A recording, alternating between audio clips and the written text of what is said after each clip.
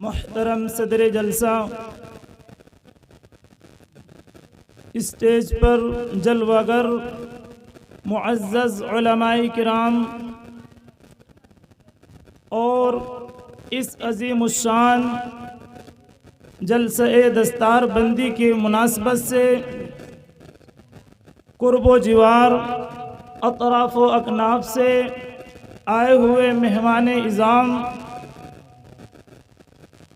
آج میں کچھ باتیں تمام وہ حضرات جو ادھر ادھر سے آئے ہوئے ہیں ان سے کروں گا، اور کچھ ضروری باتیں اپنے معزز علماء کرام کی قدموں میں رکھ کر ان سے گزارش کروں گا کہ ہمیں اپنی آنے والی زندگی و حالات کا مقابلہ کس طرح کرنا ہے، اور ہم مسلمانوں کے جو تنزلی کے اسباب ہیں اس کا تدارک اور اس کی بھرپائی کس طرح ممکن ہے، اس کا لائحہ عمل کیا ہے۔ سب سے پہلے ایک عام بات، اللہ رب العزت نے اپنے فضل و کرم سے ہم سب کو انسان بنایا اور آقائے نامدار کی غلامی کے عطا فرمائی، اور ان کی غلامی کے صدقے میں ہمیں ایمان اور مذہب اسلام ملا۔ معزز سامعین، جب آقائے نامدار صلی اللہ علیہ وسلم کی غلامی کے صدقے میں ہمیں ایمان اور مذہب اسلام ملا تو سوال یہ ہے کہ کیا اسلام اور مسلمان عبداللہ اور عبد الرحمن رکھ لینے کا نام ہے؟ کیا عبد الجبار، عبد الستار نام رکھ لینے کا نام اسلام اور مسلمان ہے؟ ہمیں اس بات کو انتہائی گہرائی سے سوچنا اور سمجھنا ہے کہ اللہ رب العزت نے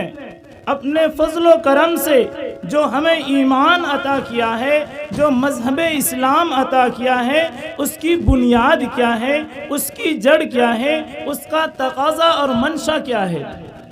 اور اللہ رب العزت نے یہ جو نعمت ہمیں نوازی ہے اس نعمت کا تقاضا کیا ہے۔ آپ لوگوں سے تھوڑی سی گزارش یہ ہے کہ تھوڑا سا آگے ہٹ جائیں، پیچھے لوگوں کو بیٹھنے میں دشواری ہو رہی ہے، تھوڑا سا جگہ دیجیے، آگے ہٹ جائیے۔ بابو تھوڑا آگے ہو، آگے ہو، ماشاءاللہ آ جائیے تھوڑا سا، ماشاءاللہ تھوڑا ہل جائیں، انشاءاللہ بہت بہترین یہ جلسہ ہونے جا رہے ہیں۔ آگے بڑھ جائیں، آگے بڑھ جائیں، ماشاءاللہ بہت جگہ خالی ہے سامنے میں، آگے آ جائیں،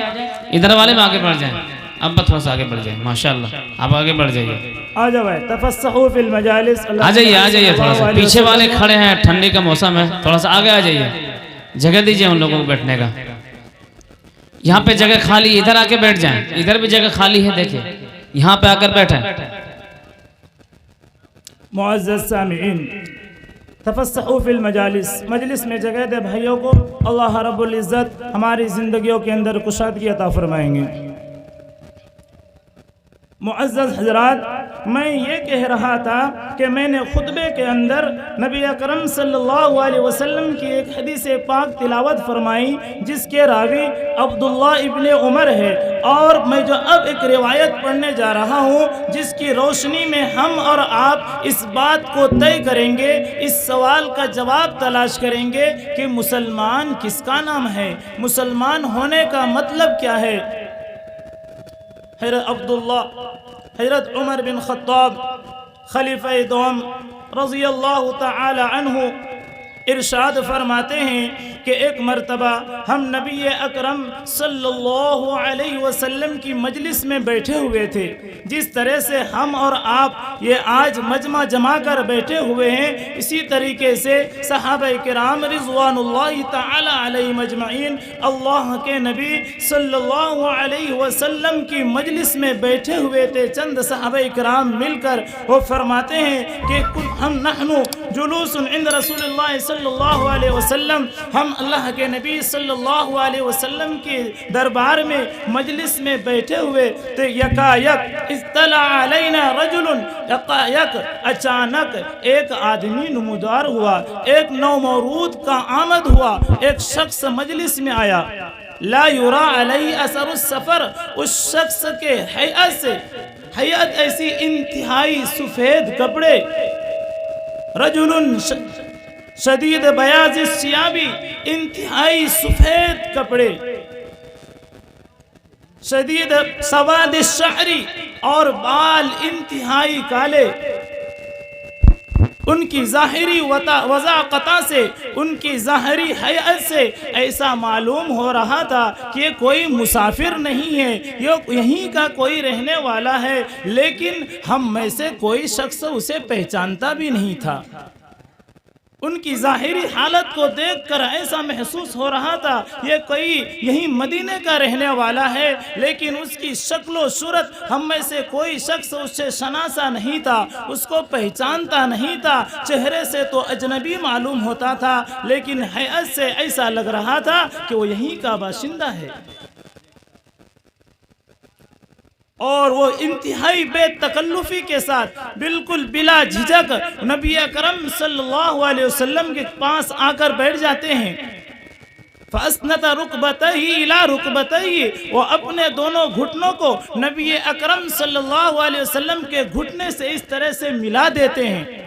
وَوَضَعَ كَفَّيْهِ عَلَىٰ فَخِذَيْهِ، اور اپنے ہاتھوں کی ہتھیلی کو اپنے ران پر رکھ لیتے ہیں اور باادب دو زانوں ہو کر بیٹھ جاتے ہیں، اور اس کے بعد نبی اکرم صلی اللہ علیہ وسلم سے سوال کرتے ہیں۔ میرے محترم بزرگوں، دوستو، ذرا غور فرمائیے، میں تو ایک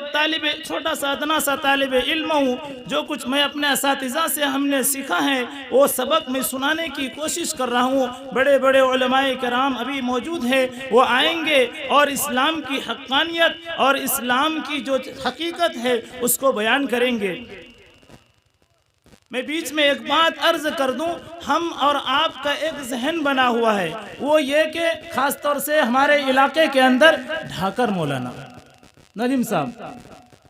کیا کہتے ہیں، کوئی جلسہ ہو، جب اشتہار چھپتا ہے، پوسٹر لگتا ہے، تو لوگ اور عوام کا یہ ذہن بنا ہوا ہے کون کون آ رہا ہے، یہ اشتہارم تو کوئی ڈھاکر مولوی نہیں لگے چھو، بڑھیا جلسہ نہیں۔ اور دوسری بات یہ کہ اتنے جلسے ہو رہے ہیں، روز جلسے ہو رہے ہیں، گزشتہ کل کرہیا میں بھی جلسے تھا، تقریباً اس مہینے میں روز علاقے میں جلسہ ہو رہا ہے، کیا فائدہ ہو رہا ہے؟ مسجدوں میں نمازی تو بڑھ نہیں رہے، اتنے نمازی ہیں، اس جلسوں کا لاکھوں روپے خرچ، کیا فائدہ؟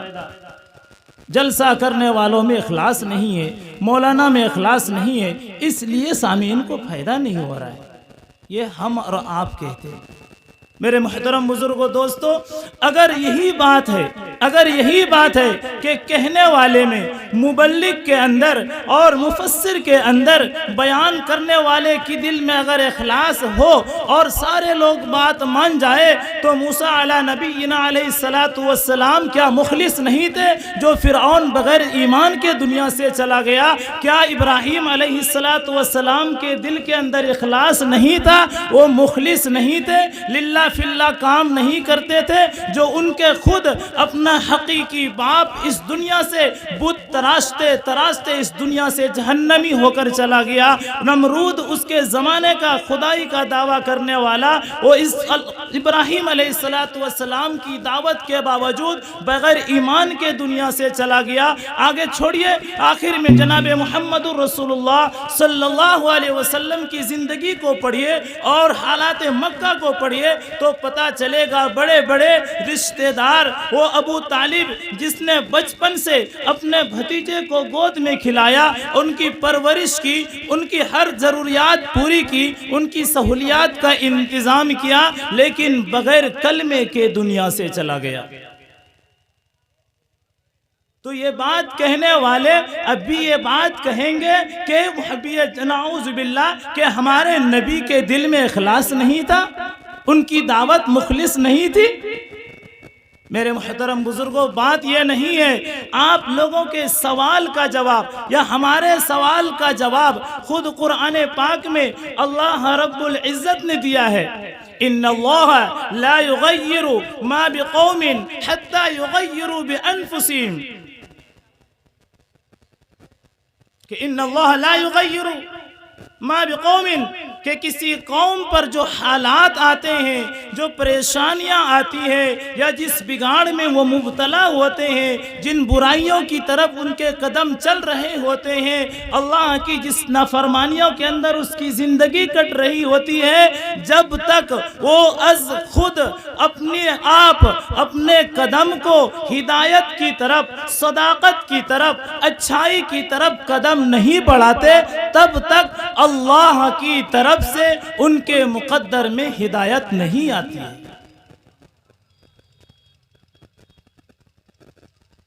میں نے یہ بات اپنی طرف سے نہیں کہی، قرآن پاک میں خود اللہ تعالیٰ نے فرمایا کہ جب تک کوئی قوم، کوئی شخص اور کوئی قوم، سماج، معاشرہ جب تک اپنے قدم اچھائی ماشاءاللہ ہمارے اسٹیج پر اس مجلس کے باوقار شخصیت اور علمی شخصیت، ہم سبوں کے چہیتے اور لاڈلے، ہر دل کی دھڑکن، مفسر قرآن، حافظ احادیث کثیرہ، شیخ الحدیث حضرت مولانا رضوان الدین صاحب معروفی، شیخ الحدیث مدرسہ اسلامیہ اکلپواں مہاراشٹر تشریف رکھتے ہیں۔ آج کی اس محفل میں حضرت والا کی خطابت آپ سماعت فرمائیں گے۔ حضرات سامعین، تو میں یہ کہہ رہا تھا کہ نبی اکرم صلی اللہ علیہ وسلم اور جتنے بھی انبیاء علیہ السلام آئے، یہاں تک کہ نوح علیہ السلام کی تاریخ اور ان کے واقعات کو پڑھ لیجئے، اور جتنے بڑے بڑے پیغمبر آئے ان کو پڑھ لیجئے، انہوں نے بھی دعوت و تبلیغ کی، لیکن جن کے دل کے اندر، جن کے مقدر کے اندر ایمان نہیں تھا، ان کو ہدایت مقدر نہیں تھی، اور جن لوگوں نے ہدایت کی طرف پیش قدمی نہیں تھی، وہ آیت ان اللہ لا یغیر ما بقوم حتی یغیروا ما بانفسہم، کہ خدا نے اس وقت تک اس قوم کی حالت نہیں بدلی جب تک اسے خود کو اپنی بدلنے کی فکر نہ ہو، اس وقت تک اللہ کی طرف سے بھی اس کی ہدایت کے فیصلے نہیں ہوتے۔ میرے محترم بزرگوں، دوستو، میں خلیفہ دوم حضرت عمر بن خطاب رضی اللہ تعالیٰ عنہ کی وہ مشہور حدیث مسلم شریف کی روایت بیان کرنے کی کوشش کر رہا تھا، جس کی ہم اور آپ ایمان کی صداقت، ایمان کی حقانیت اور اس دنیا کے اندر وجود بخشنے جانے کی حقیقت پتہ چلے گی، جسے حدیث جبریل اور ام الحدیث، ام السنہ کہا جاتا ہے۔ پوری سنت اور پوری حدیث کا خلاصہ اس حدیث کو کہا جاتا ہے۔ روایت کرنے والے خلیفہ دوم حضرت عمر بن خطاب وہ فرماتے ہیں، ایک نومولود آتے ہیں، نبی اکرم صلی اللہ علیہ وسلم کے گھٹنے سے گھٹنا ملا کر بیٹھ جاتے ہیں، اور اپنے ہتھیلی کو اپنے رانوں پر، اپنے زانوں پر رکھ لیتے ہیں، اور بے تکلف سوال کرتے ہیں نبی اکرم صلی اللہ علیہ وسلم سے، یا محمد اخبرنی عن الاسلام، اخبرنی عن الاسلام، کہ محمد ہمیں اسلام کے بارے میں بتاؤ، اسلام کیا ہے، اسلام کسے کہتے ہیں؟ جناب آقا صلی اللہ علیہ وسلم نے ارشاد فرمایا،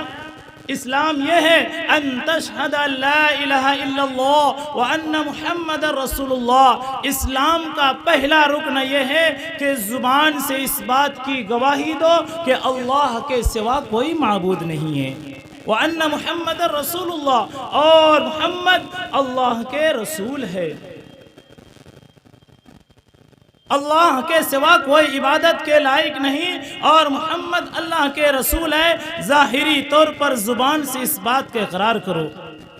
ہم میں سے کتنے ایسے بڑے بوڑھے ایسے دنیا سے چلے گئے، اور ابھی بھی ایسے ہیں جنہوں نے زندگی میں کبھی بھی اس کلمہ شہادت کو زبان سے اقرار نہیں کیا۔ اقرار باللسان، اقرار لسانی نہیں کی، انہوں نے کلمہ نہیں سیکھا، پتہ چلا اسلام کا پہلا رکن اس کا گرا ہوا ہے۔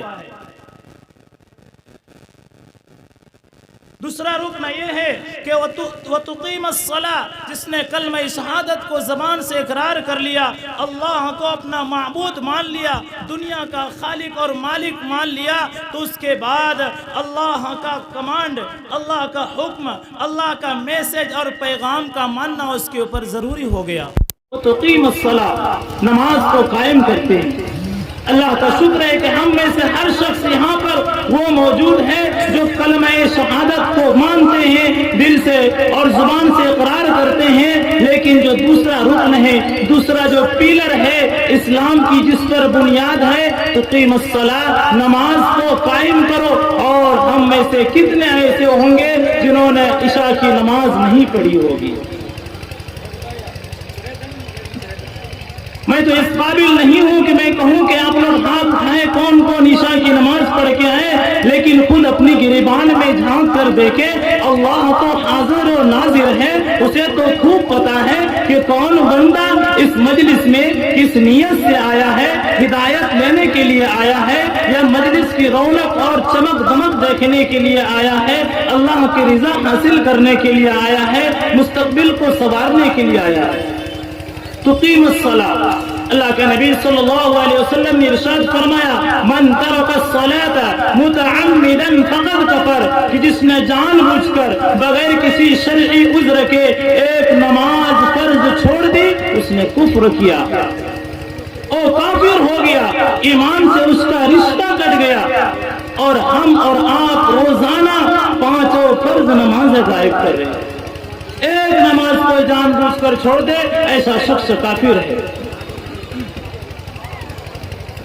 آگے میں اپنی بات کو طول نہ دیتے ہوئے آگے بڑھتا ہوں۔ دوسرا، اللہ کے نبی صلی اللہ علیہ وسلم نے فرمایا اسلام کا تیسرا پلر، اور میں جو بولتے جا رہا ہوں جلدی جلدی آپ لوگ بالکل ذہن کو متوجہ رکھے، اس کو لیتے جائیے اور یہ سوچتے جائیے کہ جو اس پر اگر ہمارا عمل ہے اللہ کے شکر ادا کرتے جائیے، اور جو پلر ہمارا کمزور ہے یا جو پلر ہم نے کھڑا ہی نہیں کیا ہے، اس پلر کا استحیہ لے کر جائیں اور دل کے اندر یہ ایک امنگ اور امید لے کر جائیں اور یقین لے کر جائیں کہ انشاءاللہ آج سے بلکہ ابھی سے اس پلر کو مضبوط اور اس پلر کو کھڑا کرنے کی کوشش کریں گے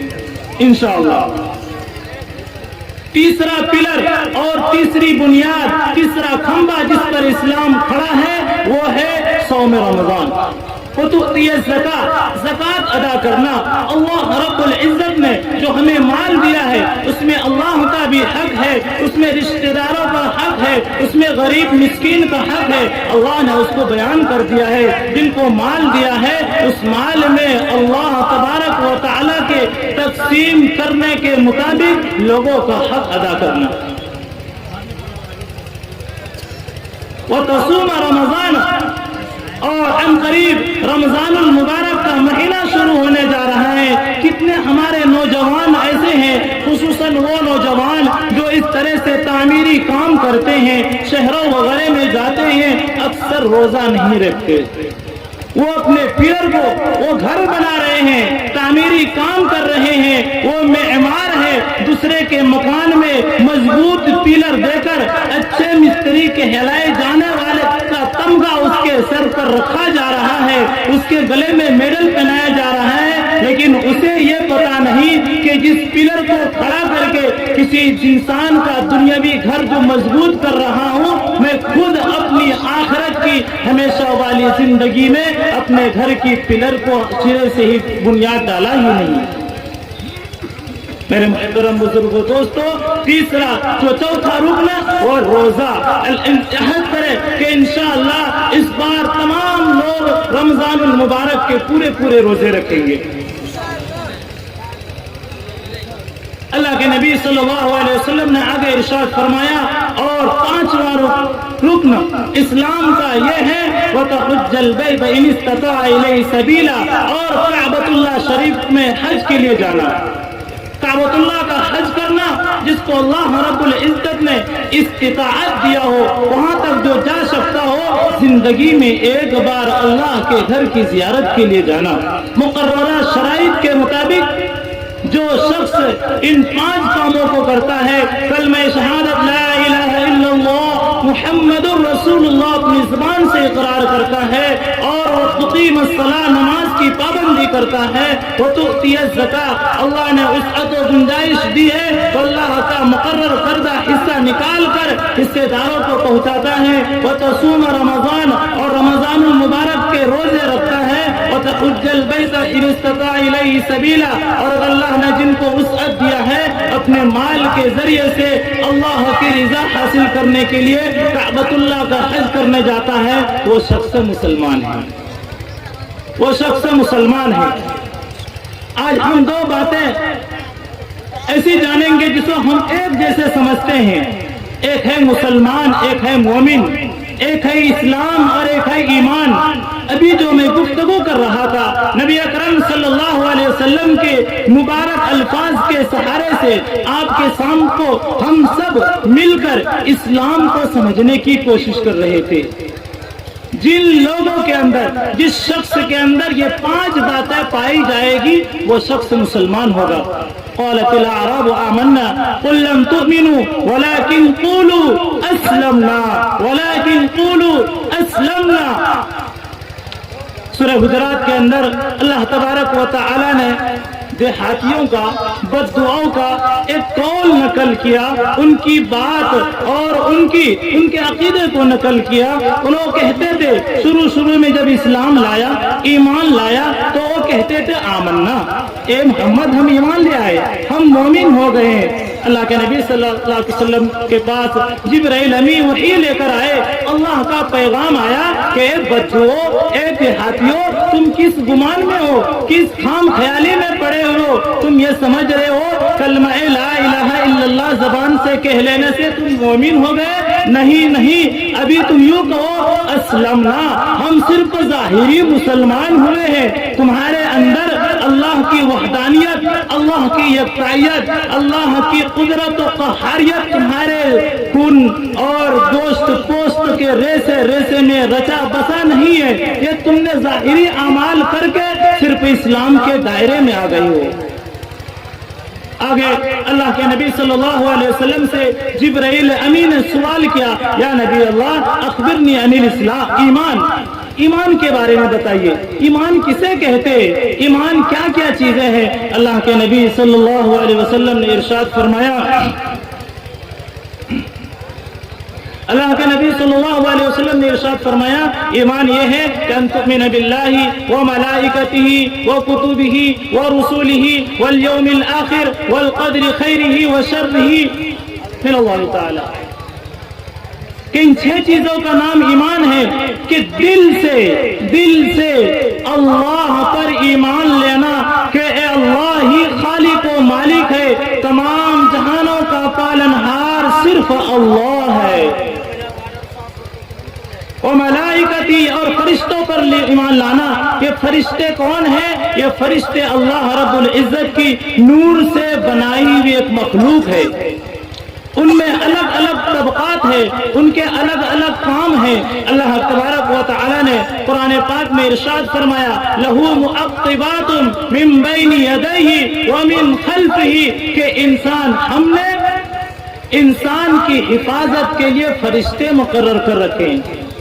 اور ہم اور آپ دیکھتے ہوں گے کہ چلتے چلتے اچانک کبھی گرنے والی جگہ ہوتی ہے، ہم اچانک اٹینشن ہو جاتے ہیں، متنبہ ہو جاتے ہیں، چلتے چلتے گاڑی سامنے جاتی ہے، ایکسیڈنٹ ہونے والا ہوتا ہے، تصادم اور ٹکر ہونے والا ہوتا ہے، اچانک ہم بریک لگا دیتے، بچ جاتے، ہم کہتے اتفاق، اچھا اتفاق ہوا کہ ہم اچانک دیکھ دیکھ نہیں لیے۔ اللہ تبارک و تعالی نے ہر انسان کے ساتھ 30 فرشتے لگا رکھے ہیں، لہو معقبات من بین یدیہ ومن خلفہ، آگے پیچھے دائیں بائیں لگا رکھے ہیں، وہ فرشتے برمحل برموقع انسان کو اٹینشن کر دیتا ہے اور انسان خطرے سے بچ جاتا ہے۔ ان فرشتوں پر ایمان لانا کہ اللہ کی ایسی مخلوق ہے، وہ کتب ہی اور اللہ کی کتابوں پر کہ اللہ تبارک و تعالی نے فرشتوں کے توسط سے اپنے مخصوص بندوں پر، رسولوں اور نبیوں پر جو کتابیں اتاری وہ برحق ہے، ان میں جو پیغام اور میسج اور جو کمانڈ اور حکم ہے وہ سب برحق ہے، اس کو اتباع اور اس کو فالو اور اس کو ماننے کی ضرورت ہے۔ اور رسول ہی اور اس کے بھیجے ہوئے پیغمبروں کو سچا جاننا کہ اللہ کے سچے بھیجے ہوئے پیغمبر اور رسول ہے۔ میرے محترم بزرگوں دوستو، ہمارے بڑے بڑے علماء کرام موجود ہیں، بس مختصر میں جلدی سے حدیث پوری کر کے میں اپنی بات ختم کروں گا۔ اللہ کے نبی صلی اللہ علیہ وسلم نے اگر ارشاد فرمایا تقدیر پر ایمان رکھنا، جیسے ہمارے شاعر صاحب بھی کہہ رہے تھے کہ اتنا ہی ملے گا جتنا تقدیر میں لکھا ہے، تقدیر میں لکھا ہے۔ تو اس بات پر ایمان لانا کہ اچھی بری جو حالات ہمارے ساتھ پیش آتے ہیں وہ اللہ کی طرف سے ہمارے تقدیر میں پہلے سے طے شدہ ہے۔ بے شک۔ پھر آگے جبرائیل امین ہے، اللہ کے نبی صلی اللہ علیہ وسلم سے اگلا سوال کیا، تیسرا سوال کیا، یا اللہ کے نبی میں بتائیے اخبرنی عن الاحسان، احسان کیا ہے؟ احسان کیا ہے؟ اللہ کے نبی صلی اللہ علیہ وسلم نے ارشاد فرمایا احسان یہ ہے ان تعبد اللہ کأنک تراہ فإن لم تکن تراہ فإنہ یراک۔ احسان یہ ہے کہ جب تو اللہ کی عبادت کرے، اللہ کے خاطر کوئی کام کرنے کے لیے قدم اٹھائے، کسی چیز کے بارے میں جب تو سوچے تو تمہیں اس بات کا احساس ہو کہ گویا تم اللہ کو سامنے دیکھ رہے ہو۔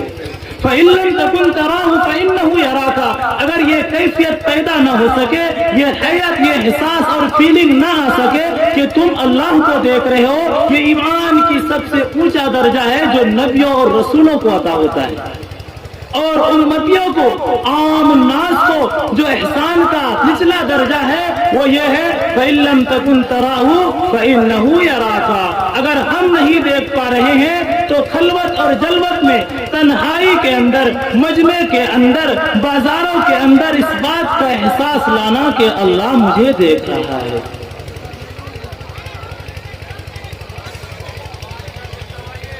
میرے محترم بزرگوں، بار بار یہ پرچی آ رہی ہے، بس وقت کی قلت ہے، میں ایک حدیث کا ترجمہ سنا کر بات پوری کر رہا ہوں۔ یہ عمر بن خطاب رضی اللہ تعالیٰ عنہ کی حدیث تھی۔ اللہ کے نبی صلی اللہ علیہ وسلم نے ارشاد فرمایا، آگے سوال کیا، یا نبی اللہ اخبرنی عن الساعہ، قیامت کے بارے میں بتائیے، قیامت کب آئے گی؟ اللہ کے نبی صلی اللہ علیہ وسلم نے ارشاد فرمایا مل مسئول عنہا بعلم من السائل، کہ جس سے تم یہ سوال پوچھ رہے ہو وہ شخص سوال پوچھنے والے سے زیادہ نہیں جانتا ہے۔ یا نبی اللہ اخبرنی عن اماراتها، اس کی نشانیاں بتا دیجئے کہ اس کو کیا ایسے علامت ظاہر ہوں گی جس کو دیکھ کر ہم پہچان لیں کہ قیامت آ رہی ہے، بس ان قریب قیامت آ رہی ہے۔ اللہ کے نبی صلی اللہ علیہ وسلم نے دو علامت فرمائی۔ دوسری حدیث میں بہت ساری علامتیں ہیں، اس حدیث میں اللہ کے نبی نے دو علامتیں بتائی کہ ان تلد الامۃ ربتها، کہ باندیاں،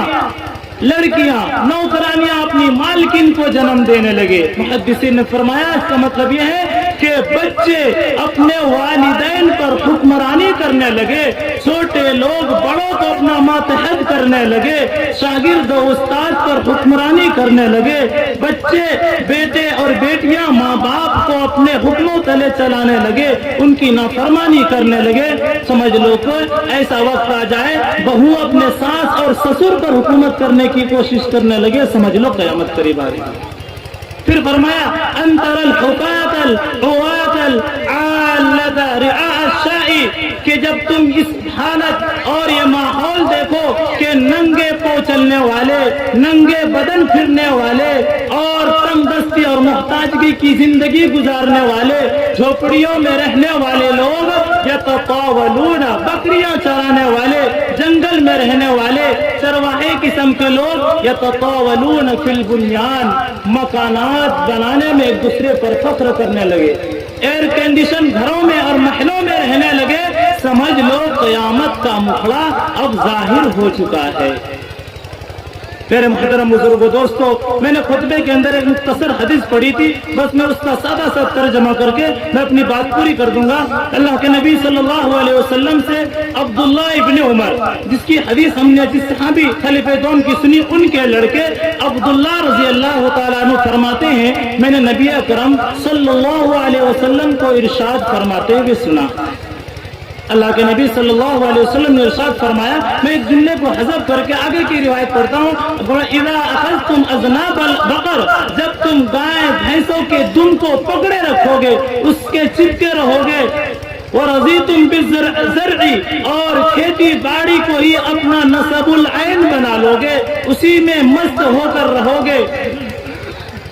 وَتَرَكْتُمُ الْجِهَادَ اور جہاد کو چھوڑ دو گے۔ جہاد کسے کہتے ہیں؟ جہاد سنتے ہیں لوگوں کے کان کھڑے ہو جاتے ہیں۔ جہاد تو ایک وہ ہے کہ سب بسب آرا ہو کر دشمنوں سے آمنا سامنا لڑائی کی جائے، گردنیں کاٹی جائے اور کٹائی جائے، اس کا نام جہاد ہے۔ اللہ کے نبی صلی اللہ علیہ وسلم سے پھر ای الجہاد افضل،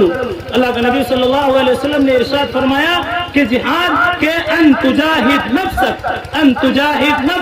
کہ تو اپنے نفس سے جہاد کرے، کہ شریعت کے خلاف، اللہ کے حکموں کے خلاف تیرا جی کوئی کام کرنا چاہے تو اس کا گلا دبا دے، اس کا گلا دبا دے، اس کے پاؤں میں بیڑی ڈال دے، یہ اصل جہاد ہے، یہ جہاد اکبر ہے۔ اگر اللہ کے نبی صلی اللہ علیہ وسلم نے ارشاد فرمایا کہ جب تم جہاد کو چھوڑ دو گے سلط اللہ علیکم الذل، تم پر اللہ تبارک و تعالی ذلت، پسپائی اور ہزیمت تمہاری مقدر کر دیں گے۔ کب تک ایسا رہے گا؟ اللہ کے نبی صلی اللہ علیہ وسلم نے ارشاد فرمایا لا ينزعه حتى ترجعوا الى دینکم، یہ حالت، یہ ذلت و رسوائی والی زندگی ٹلنے والی نہیں ہے جب تک کہ حتی ترجعوا الی دینکم، جو میں نے ابھی حضرت عمر رضی اللہ تعالیٰ عنہ کی حدیث سنائی کہ اسلام کی 5 رکن اس پر جمے رہنا،